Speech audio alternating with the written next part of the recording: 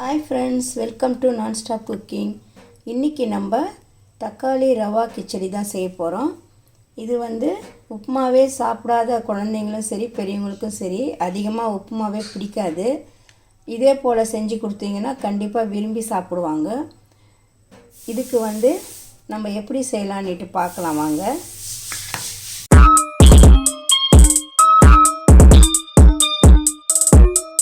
இப்போ நம்ம இந்த தக்காளி ரவா கிச்சடி செய்யறதுக்கு ஒரு பேன் ஒன்று வச்சுக்கலாம். இதில் 1 டீஸ்பூன் எண்ணெய் விட்டு இருக்கேன். இதில் நான் 1 கப்பு ரவை எடுத்து வறுத்துக்கலாம். இதை தீ கம்மியாக வச்சு இதை நல்லா கொஞ்சம் வறுத்துக்கலாம்.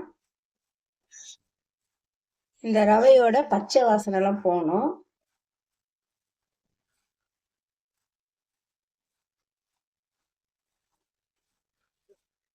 இது போல் நல்லா வறுத்துக்கின்னு கொஞ்சம் நல்லா அப்படியே சூடாக ஆகணும்.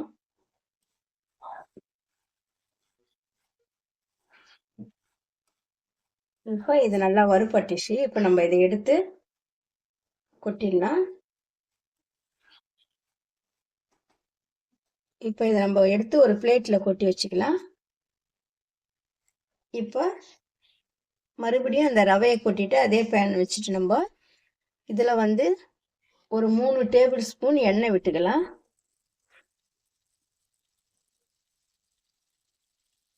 இந்த எண்ணெய் காஞ்ச உடனே இதில் கடுகு 1/2 டீஸ்பூன், கடலைப்பருப்பு 1 டீஸ்பூன், உளுத்தம்பருப்பு 1 டீஸ்பூன் போட்டிருக்கேன். இதை இதிலே போட்டுக்கலாம்.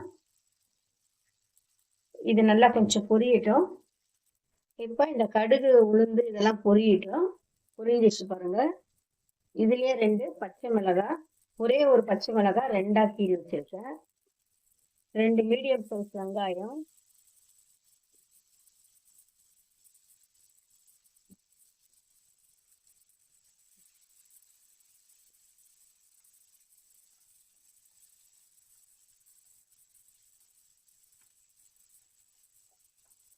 இந்த வெங்காயம் நல்லா வதங்கிடணும்.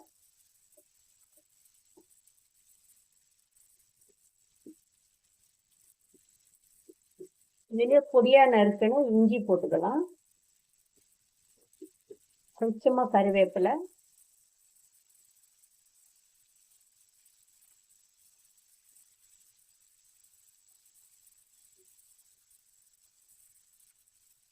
இப்போ இந்த வெங்காயம் பச்சை மிளகாய் இதெல்லாம் நல்லா வதங்கிட்டோம்.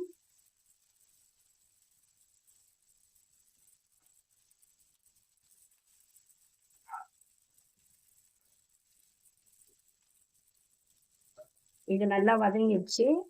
நான் 3 பெரிய சைஸ் தக்காளி எடுத்திருக்கேன். இதுக்கு தக்காளி தான் அதிகமா போடணும்.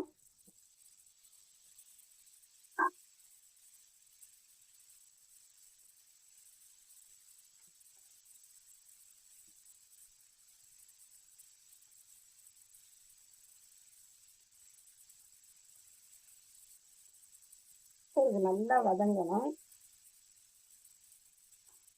2 நிமிஷம் மூடி போட்டு நல்லா வதக்க விட்டுறணும்.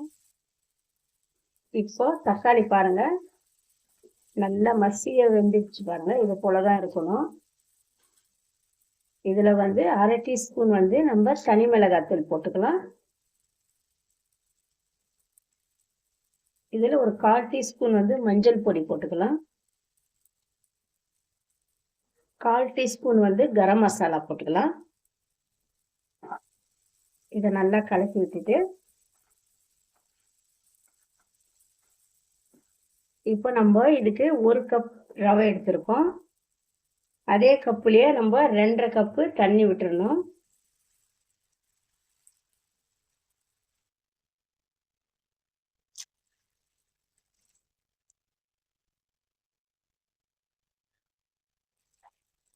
அவ்வளோதான். இப்போ நம்ம இதில் 2.5 கப்பு தண்ணி விட்டுட்டோம். இதுக்கு தேவையான அளவு நம்ம சால்ட் போட்டுக்கலாம். அவ்வளோதான். இது இப்போ நல்லா கொதி வரணும். கொதிச்ச பிறகு நம்ம இதில் ரவையை போட்டு கிளற வேண்டியதுதான். இப்போ இதை நல்லா கொதிக்கிட்டோம், மூடி போட்டு வச்சிடலாம். இப்போ இந்த தண்ணி நல்லா கொதி வந்துடுச்சு பாருங்க. இப்போ இதிலே நம்ம ஸ்டவ் வந்து ஸ்லோவில் வச்சுட்டு நம்ம இந்த ரவையை இதில் கொட்டி கிளறிடலாம். கொஞ்சம் கொஞ்சமாக அப்படியே கொட்டிடலாம். இப்போ இதை வந்து நம்ம நல்லா கிளறி விட்டுக்கலாம். கட்டி இல்லாமல் நல்லா கிளறி விடணும்.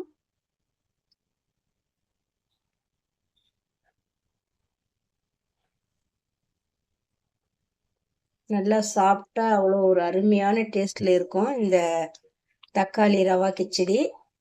பாருங்க எப்படி ஒரு கலர்ஃபுல்லாக வருது. இப்போ இதை நல்லா கிளறி விட்டாச்சு. இப்போ இதை மூடி போட்டு ஒரு 2 நிமிஷத்துக்கு அப்படியே நம்ம மூடி போட்டு சிம்மிலே வச்சு எரி விடலாம்.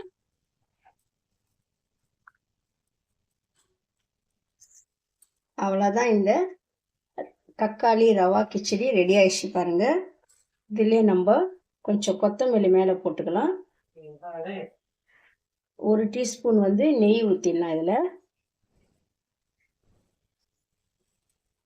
அவ்வளோதான். இப்போ இந்த தக்காளி ரவா கிச்சடி ரெடி ஆயிடுச்சு.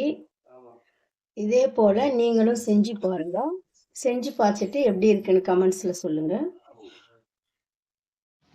இந்த வீடியோ உங்களுக்கு பிடிச்சிருந்தா லைக் பண்ணுங்க, ஷேர் பண்ணுங்க, கமெண்ட் பண்ணுங்க, சப்ஸ்கிரைப் பண்ணுங்க.